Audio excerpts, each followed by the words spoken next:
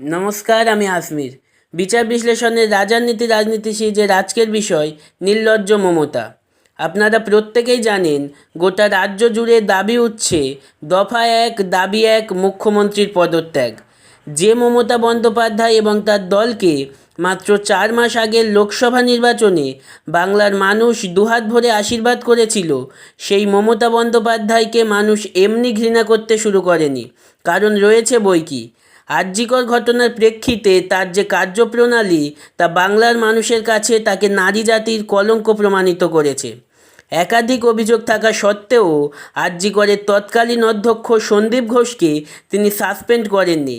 উল্টে জুনিয়র চিকিৎসকদের চাপে সন্দীপ ঘোষ পদত্যাগ করার মাত্র 4 ঘন্টার মধ্যে তাকে ন্যাশনাল মেডিকেল কলেজের অধ্যক্ষ পদে নিয়োগ করে স্বাস্থ্যমন্ত্রী মমতা বন্দ্যোপাধ্যায়ের স্বাস্থ্য দপ্তর। কার্যত প্রমোশন দেওয়া হয় তিলোত্তমা ধর্ষণ ও হত্যাকাণ্ডের সবথেকে বড় কালপ্রিটকে। পরে ন্যাশনাল মেডিকেল কলেজের জুনিয়র চিকিৎসকদের ক্ষোভের মুখে পড়ে তাকে স্বাস্থ্য ভবনে নিয়ে আসে রাজ্য সরকার। কিন্তু এত কিছুর পরেও যে সন্দীপ ঘোষ তিলোত্তমাকে মানসিক ভারসাম্যহীন প্রমাণের চেষ্টা করল, ধর্ষণ ও খুনকে আত্মহত্যা বলে চালিয়ে দেওয়ার চেষ্টা করল, তাকে সাসপেন্ড করল না মাননীয়া।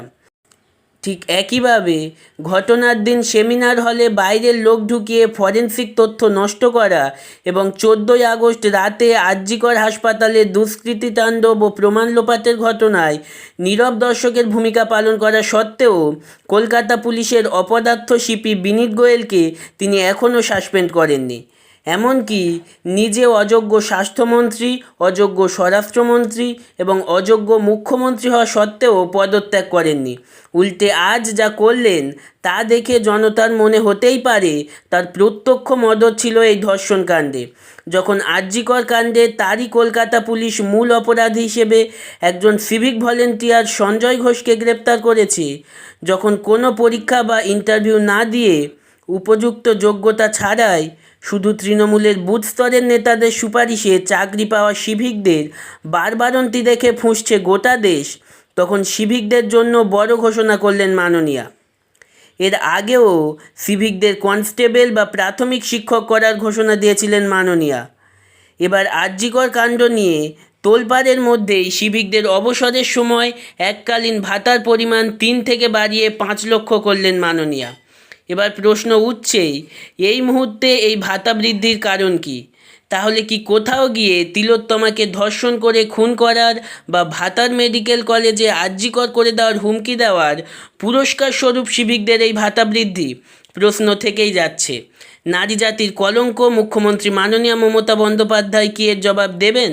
এখন সেটাই দেখার। আজকের মতো এই পর্যন্ত, দেখা হবে পরবর্তী ভিডিওতে। আজ আপনাদের কাছে লাইক, শেয়ার, কমেন্ট বা সাবস্ক্রাইবের অনুরোধ করব না। এই পরিস্থিতিতে অনুরোধ শুধু একটাই, লড়াইটা জারি রাখো। লড়াই করে শাসকের বুক চিরে ছিনিয়ে আনতে হবে সুবিচার। We want justice.